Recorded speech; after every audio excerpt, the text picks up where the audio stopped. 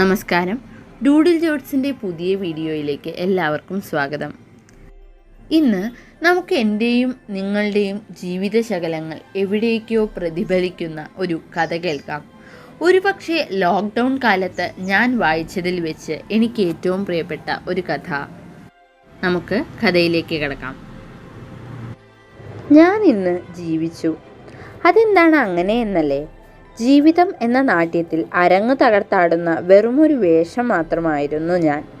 7ാം class കഴിഞ്ഞ് പിന്നീട് ഇന്നാണ് വീണ്ടും ആ മാസ്മരികത നിറഞ്ഞ പ്രകൃതിയിലേക്ക് ഇറങ്ങിയത്. അതിന് വഴിവെച്ചതോ 2 പൂച്ചക്കുട്ടികളും. എവിടുന്നോ വലിഞ്ഞു കയറി വന്ന അവ വീടിൻ്റെ അടുക്കള കീഴടക്കുകയായിരുന്നു ആദ്യം. കണ്ടപ്പോൾ തന്നെ എനിക്ക് ചുട്ടയിലെ ശീലം ചുടലവരെ എന്നതനുസ്മരിപ്പിക്കുന്ന വാത്സല്യവും.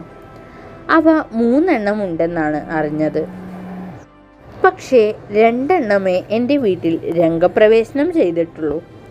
ആ 2 എണ്ണത്തിനെ വീടിൻ്റെ അടുക്കളയിൽ നിന്ന് തുരത്തി ഓടിച്ചു.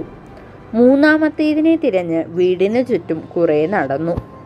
ആദ്യത്തെ തിരച്ചിലിൽ അതിനെ കണ്ടെത്താനായില്ല. പിന്നെ ഒന്നുകൂടി ചുറ്റും നടന്നു. ആ തിരച്ചിൽ ഒരു തിരിച്ചുപോക്കായിരുന്നു ആ പഴയ 7ാം ക്ലാസ്സുകാരനിലേക്ക്. പിന്നീട് ലഭിച്ചതോ ഒരുപാട് തിരിച്ചറിവുകളും. എൻ്റെ വീട്ടിൽ ഇപ്പോൾ 2 പശുവും 1 പശുക്കുട്ടിയും ആണുള്ളത് എന്ന് പോലും അപ്പോഴാണ് മനസ്സിലായത്. കുറേ നേരം അവയെ തൊട്ടും തലോടിയും നിന്നു.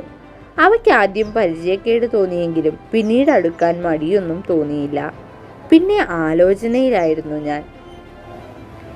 എവിടെയാണ് എനിക്ക് എൻ്റെ ആ കാലം നഷ്ടമായത് എന്ന്.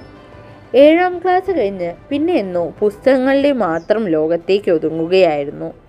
+1 +2വിൽ അതുമാത്രമായി ജീവിതം. ഡിഗ്രിക്കും അതുപോലെ തന്നെ. ഫോൺ കൂടി കയ്യിൽ കിട്ടിയതോടെ പിന്നെ പരിസരം മറന്നു എന്നുറപ്പിക്കാലോ. പഴയ ആ സുഖജീവിതത്തിലേക്ക് ഒരു മടങ്ങിവരവ് സാധ്യമാണോ എന്നാലോചിച്ച് നിൽക്കുമ്പോഴാണ് 3 പൂച്ചക്കുട്ടികളുടെ കാര്യം വീണ്ടും ഓർമ്മ വന്നത്. എന്തെന്നാൽ വീണ്ടും എൻ്റെ പഴയ കാലത്തേക്കാണ് അത് കൊണ്ടുപോയത്.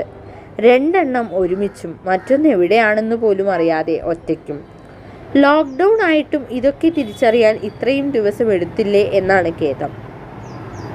ലോക്ക്ഡൗൺ കാലത്ത് മാത്രം വായിച്ചു തീർത്ത 8ഓളം നോവലുകളിൽ അയഥാർത്ഥമായി ജീവിച്ചിരുന്ന എന്നെ 2 പൂച്ചക്കുട്ടികൾ പുഷ്പം പോലെ പഴയകാല ഓർമ്മകളിലേക്ക് കൊണ്ടുപോയല്ലോ എന്ന് മാത്രമല്ല, തിരിച്ച് വീണ്ടും ഞാൻ ഫോൺ എടുക്കുന്നത് വരെ അവയെനിക്ക് ജീവിതം തന്നല്ലോ.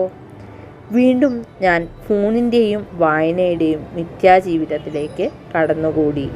രചന രോഹൻ കുന്നംകുളം. ഒരു പക്ഷേ ഈ കഥ കേട്ട നിങ്ങൾ എവിടെയൊക്കെയോ നിങ്ങളെ ദർശിച്ചിരിക്കാം. എന്തൊക്കെയോ തിരക്കുകളിൽപ്പെട്ട് നാം നമ്മുടെ ചുറ്റുപാടുകളെ ഒന്ന് വീക്ഷിക്കാൻ പോലും വിസ്മരിച്ചിരിക്കുന്നു. ഒരുപക്ഷേ സ്വന്തം വീട്ടിൽ ഏതൊക്കെ ചെടികൾ ഉണ്ടെന്നു പോലും അറിയാത്തവരാണ് നമ്മളിൽ പലരും. ഇനി ഇടയ്ക്കെങ്കിലും നമ്മുടെ ചുറ്റുപാടുകൾ നോക്കി പ്രകൃതിയെ ആസ്വദിച്ച് നമുക്ക് ജീവിക്കാം. നന്ദി.